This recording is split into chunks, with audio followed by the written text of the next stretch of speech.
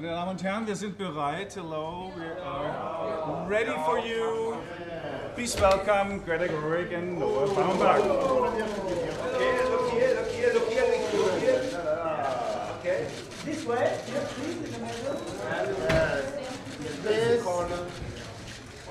Center, please.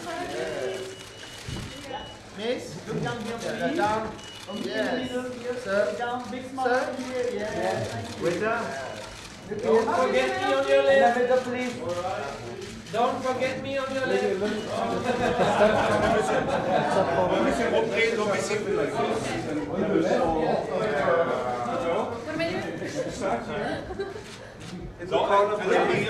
Start here. Start here, please. Lady. No, not yet. Closer. Please, in the Please middle. start here on your left. You missed me again. Right side, please. Right side, come on. Look to the right side, please. Right side. Middle. Down. And please have a look. Right side. Please have a look. In the middle, please. Yes, In the middle. Middle, please. Right here, please. Okay, single with Greta Gerwig. Middle, please. The right side, please. Very nice. One more. Middle, please. Please have a look to me. Start here, please. Middle. Start here, please. To the right side, please. Winter. And here, please. You missed me. You missed me on the left side. Winter, to the right side. You missed the left side again. Middle, please. Lady at the corner. Here, corner, please. Oh, big smile, big smile. To the right side, please. One way.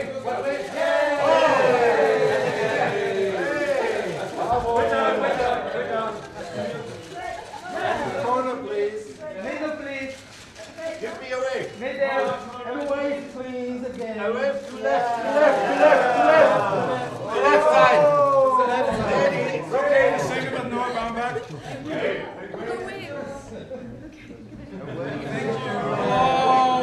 Right down. The corner, please. Serious, please. Middle, big smile. Middle, please. Up, middle. Don't forget down the right side, please. And a smile, please. Thanks. Middle, please.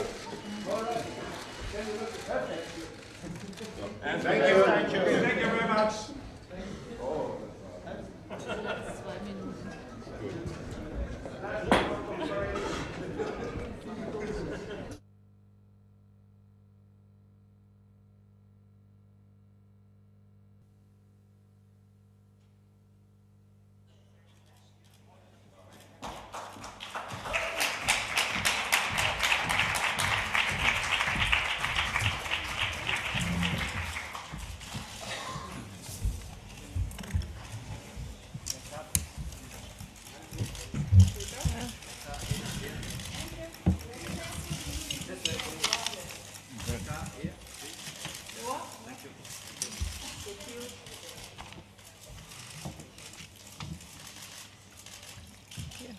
Please take your seats so we can start.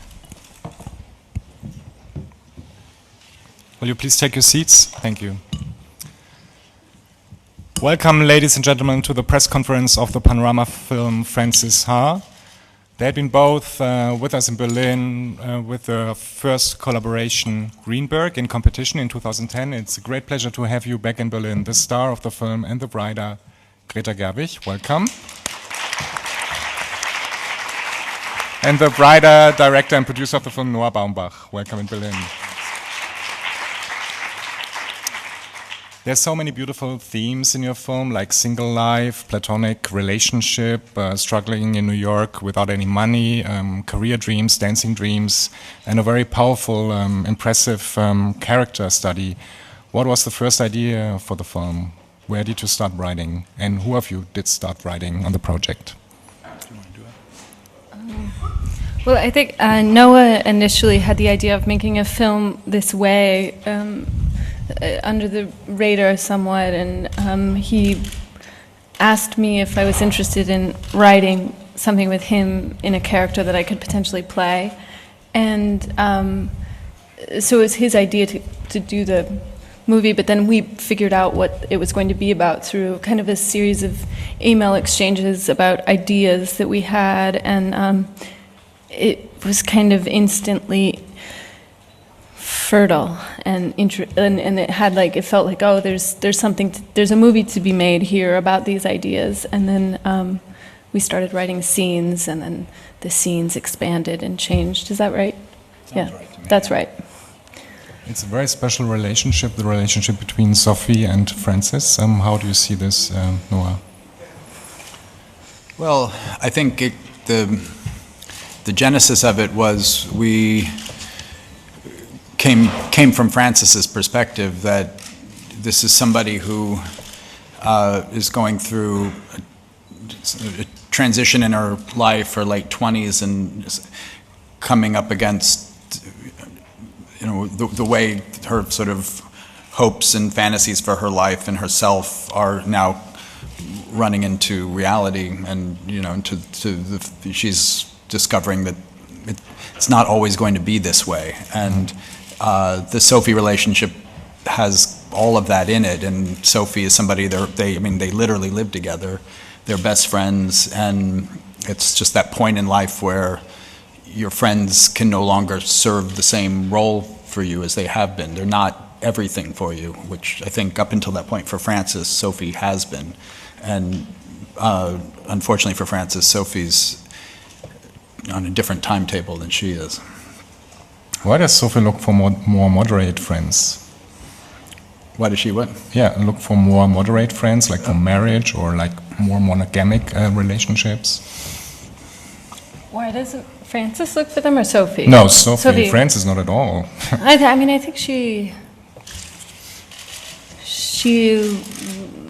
I think she loves Francis and loves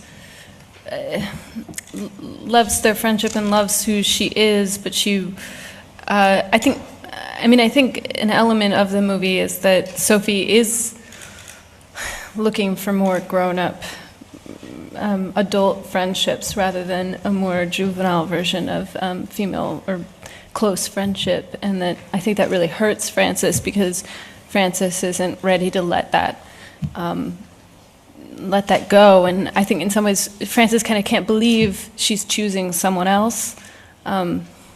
There's a line in Woody Allen's in Manhattan where Mariel Hemingway says, when Woody Allen tells her, I'm seeing Diane Keaton, like the Diane Keaton character, and Mariel Hemingway says, I can't believe you found someone you like better than me. And I feel like that's such a true thing, and I think that's the way Francis feels about Sophie. Like, I can't believe you like anyone better than me. Like, why wouldn't you just want to stay with me? Mm-hmm. With all the rejections and disappointments in her life, what makes Frances keep going? Where does she take all the power to be so positive about everything and so hopeful and optimistic? Well, I think as a person who I didn't grow up in New York, and I think the scene in New York where she's running down the street, I mean, I've never danced down the street, but I know there are these moments that just the fact that you live in New York overtakes you and has its own joy and feels like life is still possible, even when things look bleak. You still feel like you're in the right place if something great were to happen. And I think she's just a perpetual optimist, and she has a touch of madness. What does moving mean to Frances? She dreams to become a dancer, but as you said, she's also stumbling across her feet to get money from an ATM to pay for dinner, and she's also moving from apartment to apartment. How do you see this movement of her character? Also, question to Noah, if you like to. Well, in some ways, we always thought of it as like a road movie where she doesn't go anywhere.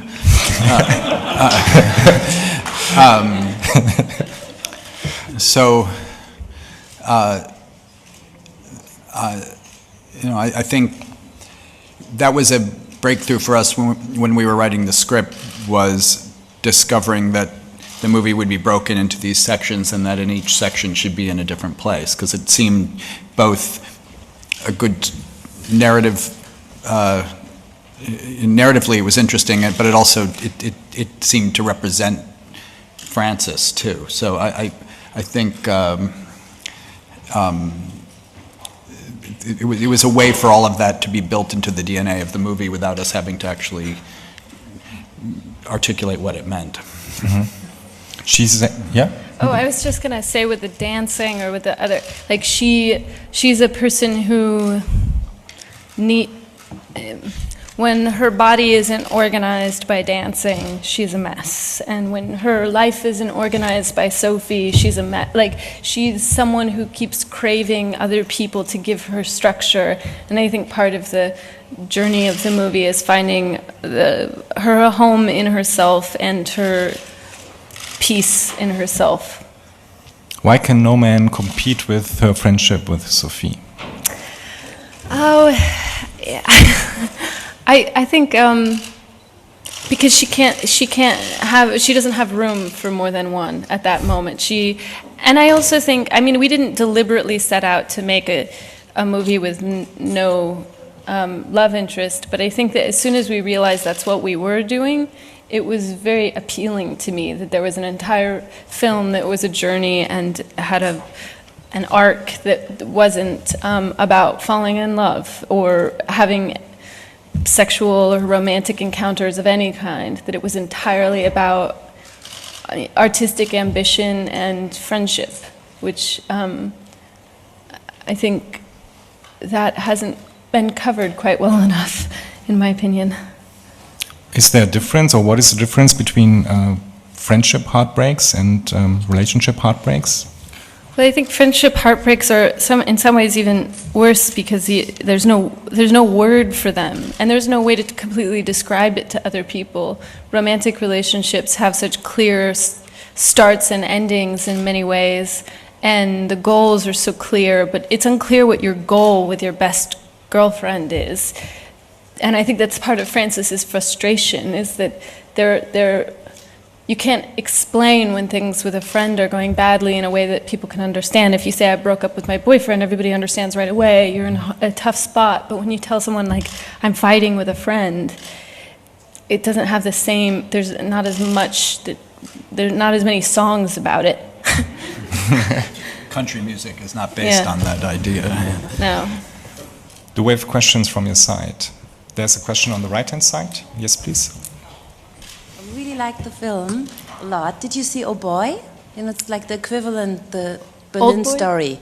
Yes. It's black and white. You got to see that one, just because it's like the same story told from a boy's perspective, and black and white with jazz music. It's a big hit in Germany right now. No, it's but not. anyway, You're thinking of the... what? She's talking about a German film. Oh, I haven't Oh seen Boy. that one. No. Not Old Boy, but Old No, Boy. it's called Oh Boy. I haven't seen I'm it. so sure you're gonna love it. thinking- It's like it's sort of the same kind of story, just told. It's place in Berlin.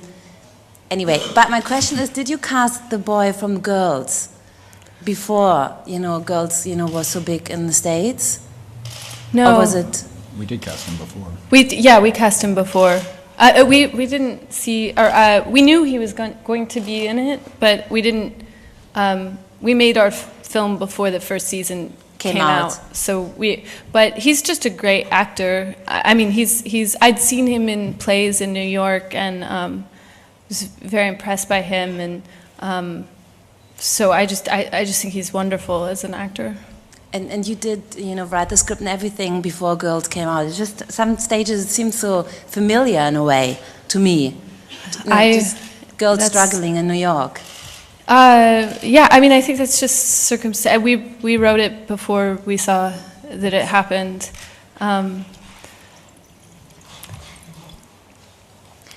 So is Oh Boy like Girls, but in Berlin with boys? Boys? Yeah. By the transitive property. No, but Things that are the same? Yeah. what do you mean the same? No, No, it's a boy struggling through, this time Berlin, set in Mitte, and it's about love and finding himself. a black and white, and it's a small, really cool kind of movie, and the music is jazz in the background, because your film's also a lot, you know, music plays, and I think, yeah, it would really fun to see for you guys. That sounds good. Yeah. More questions, please. Yeah, there's a question here in the front.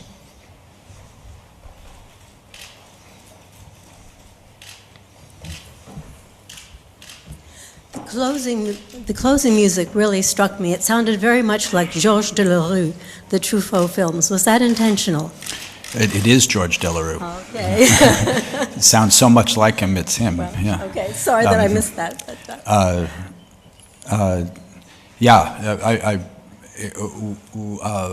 we wanted really kind of big, grand, romantic, joyful music for the movie, and so when I was working on it, when I was cutting it, I just tried out all this.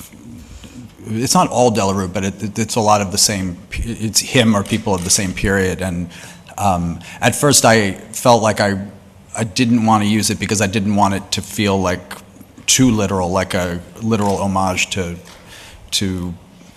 all the movies that all those French New Wave movies that I steal from anyway. So but then I felt that the movie could hold it, and the movie, and that it actually complemented the movie, and that it wasn't referential in an annoying way.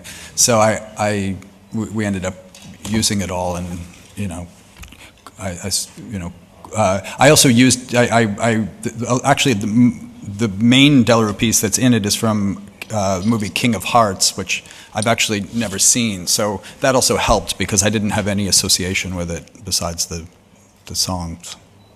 Talking about Georges Delerue and French cinema, can you tell us why did you choose black and white for your film? Well, it felt like it should be black and white. I felt like that there was some clash between, since the movie itself and the character is so contemporary, that the black and white both clashed with that and complemented it, and that it made it both old and new at the same time, and also because of the time in life that it is. It's a time that, obviously when you're going through it, it feels so immediate, and the hurt, that Francis feels with Sophie is so it's so raw, but from in some ways from my perspective, or from people who are past that, it evokes sort of earlier times in your own life, and so I felt like the black and white could work as both as something that could place you immediately in the movie, and also take you sort of make it nostalgic at the same time, and I guess that's what I mean by old and new. More questions from your side? Yes, please. Also in the center, we have a question.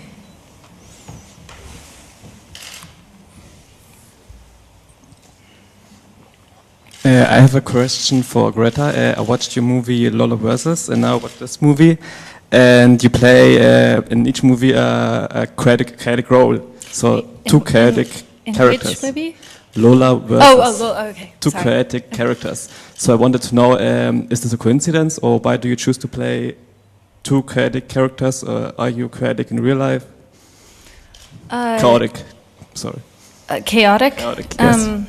I guess people just look at me and see chaos, so that's what happens. No, I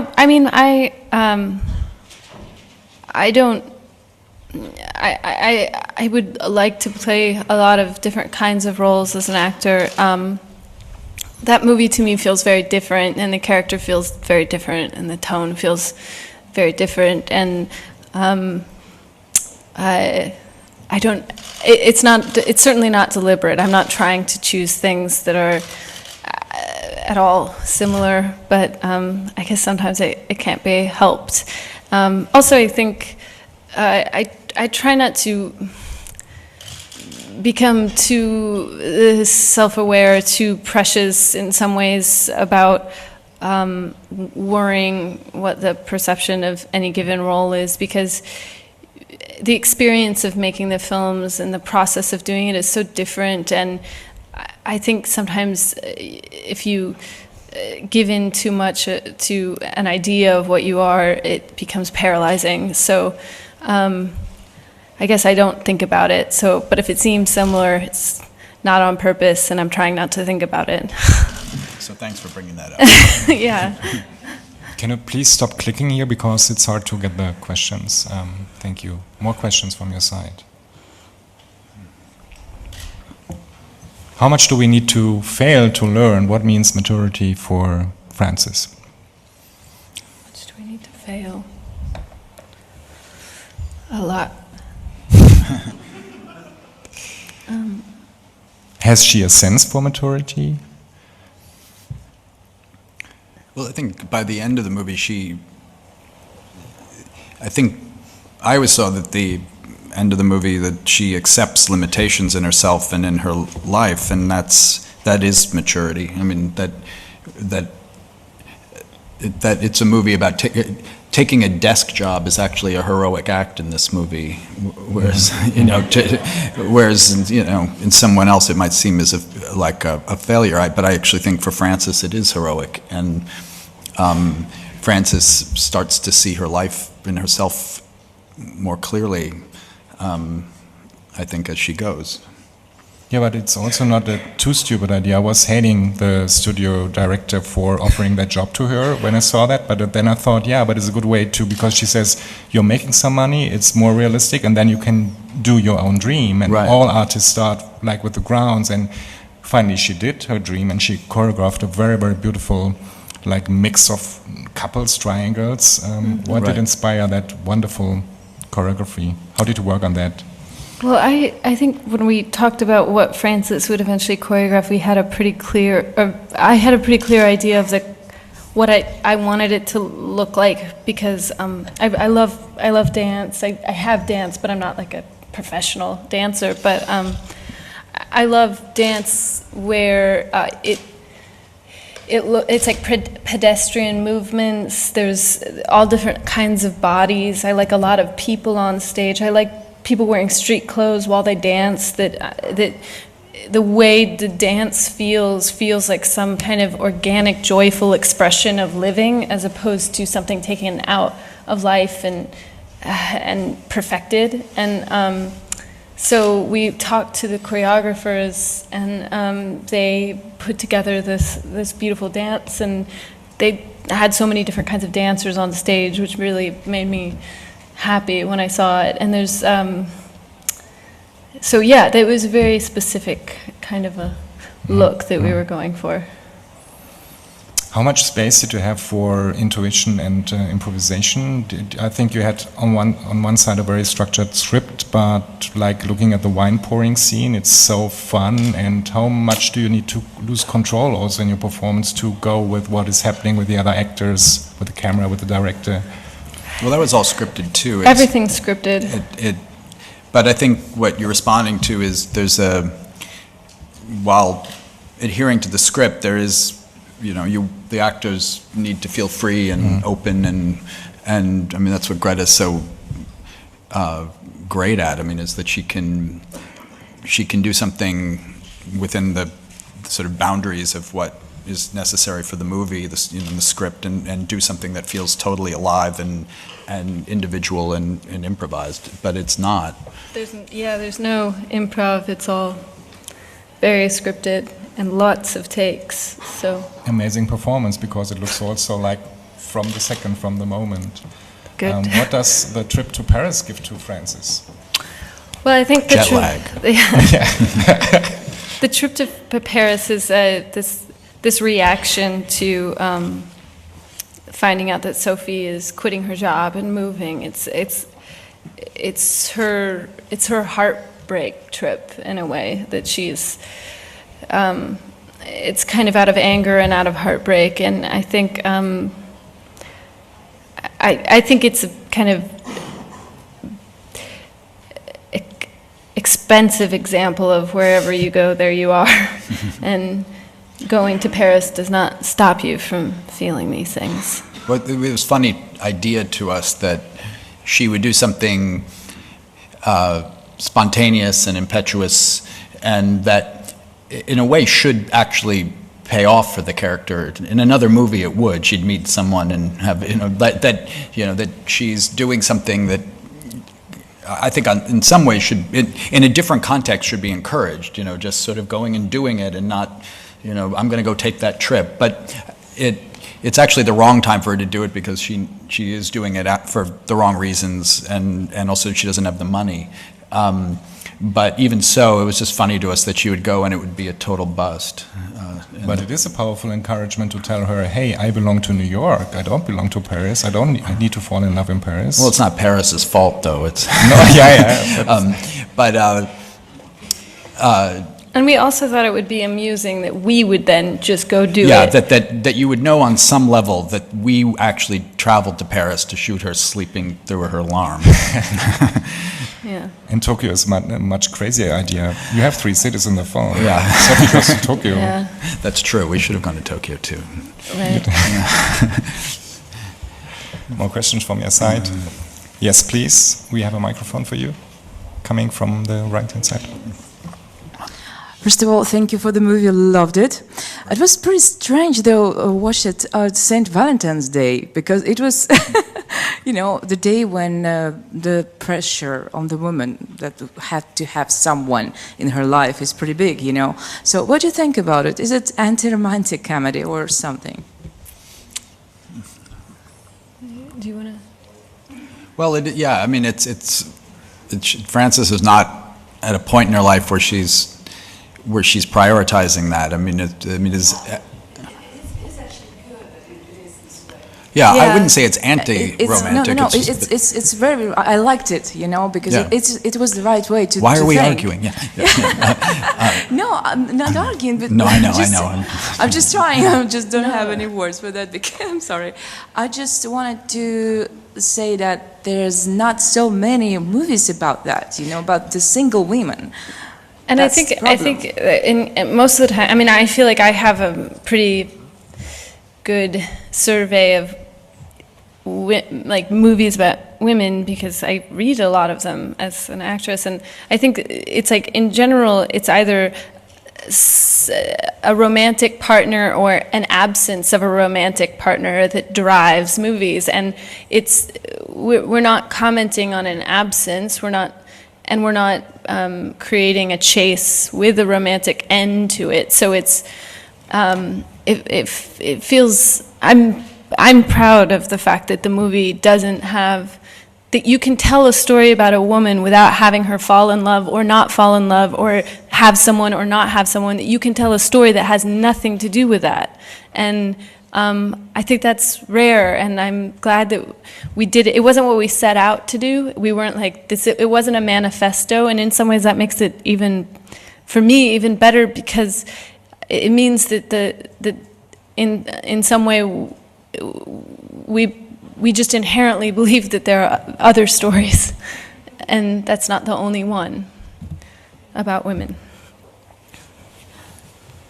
More questions from your side? Yes, please.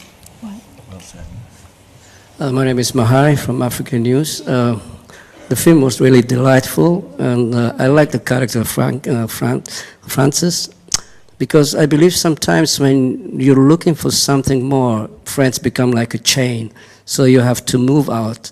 But that doesn't mean you don't love them. It's not like when you love a woman and then you love another woman. This is like, leave me alone, I want to go. And at the end of the film, I felt like good music was help. From the Beatles, because she really needed help, this is what I saw. Yeah. Thank you. Thanks. More questions? Thank you. Do you think Frances loves her friends too much? Can we love our friends too much? Yeah.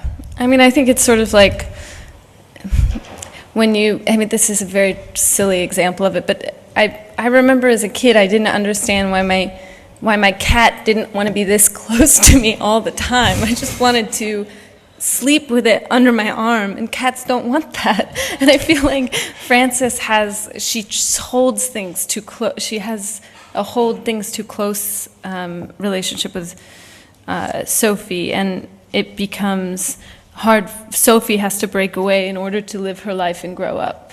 And I think it is possible to hold people too close. Yeah, and I think, I mean, it was deliberate that in the early part of the movie when Sophie tells her that she's moving out, I think your experience of the movie, because you're coming at it through Frances, is that Sophie's being cold, or you know, that it's abrupt, and I think your sympathy goes with Frances. But then I think as you see the movie, not that you don't still, I think you sympathize even more with Frances as the movie goes on, but I think retrospectively you can understand how it must have been very hard for Sophie to break this news to Frances, because in large part what Greta was saying, that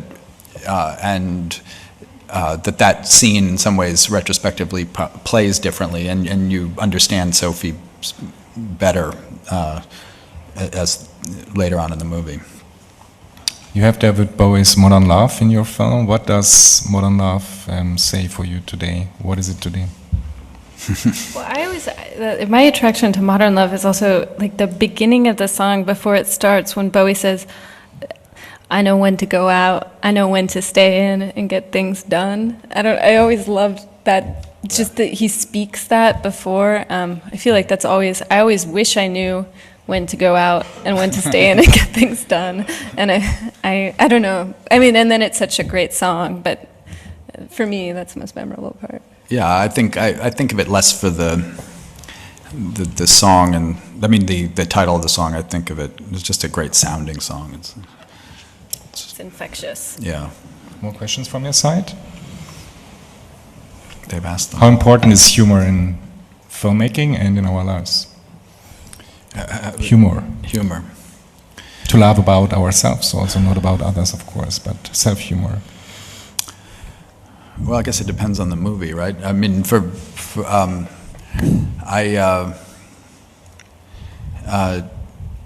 I think for this movie we felt there's something like the way we were talking about the Paris scene, that there's something inherently funny about a lot of what Frances goes through, even though we were also taking her life very seriously. So I don't know. I think I keep thinking I'm making comedies every time out, and people often disagree with me when they see the movies that they're comedies, but this one I think actually is a comedy. So I got it right this time, I think. Is it a comedy, Greta? Yes, I think it's I mean, I don't, it's not like an aesthetic manifesto, but I feel like as a person I have trouble sometimes connecting with things that are, that don't have any levity or any real humor in them. I think things that are very serious, I can admire them, but I don't feel like that ever in my life. I connect to sad things that are made funny and funny things that are made sad. A beautiful film. Thank you so much to be with Frances Ha in Berlin, Greta Gerwig and Noah Baumbach tonight at the Friedrichstadtpalast at 6 o'clock, the premiere here in Berlin. Thank you.